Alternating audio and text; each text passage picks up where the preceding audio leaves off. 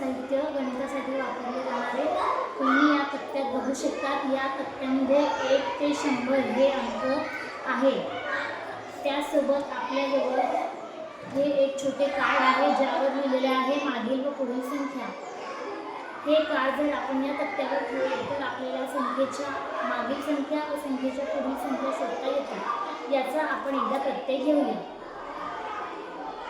बघा, मी माझे कार्ड इथे ठेवलेले आहे। याच्यावरून आपल्याला दिसत आहे मागील व पुढील संख्या।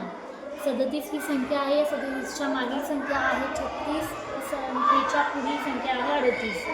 हे कार्ड आपण जिथे ठेवणार तिथं आपल्याला याचा उपयोग करता येतो व याद्वारे मागील व पुढील संख्या उत्तम प्रकारे ओळखण्यासाठी याचा उपयोग होतो।